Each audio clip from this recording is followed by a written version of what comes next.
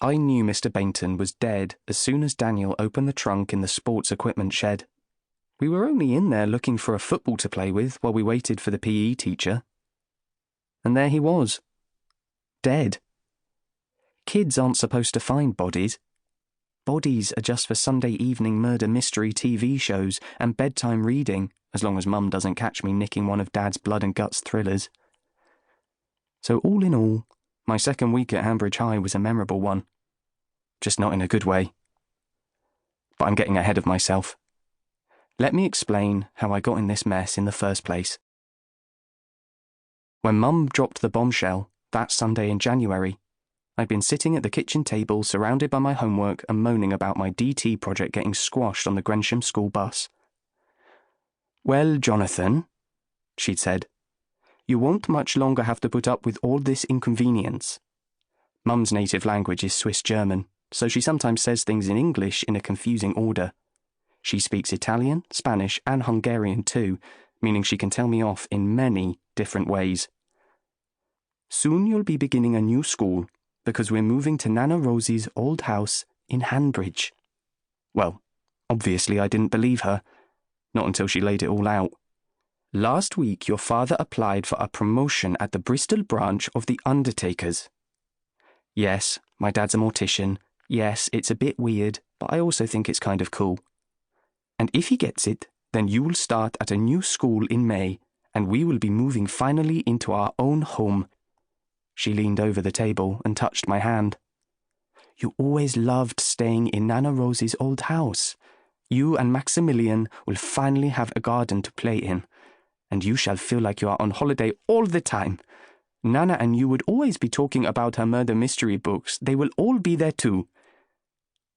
I thumped my hands down on the table, either side of my half-eaten cinnamon roll. "That's ridiculous. 'Cause Nana's not around anymore, is she? I've only been in Year 7 at Grensham for a term, and all my friends are here. The basketball team, the band. Moving is just not an option, Mum. No way." Mum folded her arms in that terrifying way that she does. "Jonathan, you must try and think about someone other than yourself for 1 minute. Nana wanted us to inherit her house. There'll be no rent to pay and no horrible landlord like Mr. Franklin making all of the decisions. We are very, very grateful to Nana for her kindness to us." Holy crud. Mum, you actually mean it? Mum covered Max's ears as he sat squidging Play-Doh on his high chair. "You must not say these words, Jonathan. You must think about the impression that you will be making at your new school. No one will want to be friends with such a potty mouth." I spent the rest of the day in a daze. I kept thinking, when Dad gets back from work, he'll see sense and blow the whole plan apart. But when he got home, he was all flushed. He picked Mum up and swung her around and kissed her like I wasn't even looking. "I got it!" he shouted, and they both did a weird jumpy dance around the kitchen. "So what?" I said. Mum looked at Dad and shrugged. "He is not so happy with this plan as we hoped." She squeezed my cheek. "Can you not see that your father is pleased to be going back home where he grew up, Jonathan? You are spoiling the excitement of all of us."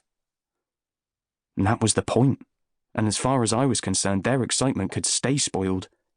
Mum and Dad might move us to Hanbridge, but there was no way we were going to stay there long. Looking down at Mr. Bainton in that big plastic box felt like the next disaster in a recent string of catastrophes in my life. I grabbed the lid off Daniel and shut the trunk again quick. I turned away, but I could still see the image when I shut my eyes. Sometimes I wish I didn't notice everything all the time. Daniel gagged and staggered out of the shed to be sick in the head, just missing Tyler Jenkins' Adidas trainers. Tyler was not pleased. "Oi! What do you think you're doing? You'll be a deader if you've got even one spot of spew on my new shoes." Lydia Strong came running when she heard Tyler's howl of fury. "Why's Daniel puking? What's in the shed?" The other students smelled trouble, literally. They started crowding round Daniel, making me feel a bit small and lonely. I decided to make myself useful by standing in front of the shed door to preserve the crime scene until the police turned up. I'd read enough murder mysteries and seen enough crime dramas to know how important it was to protect the evidence.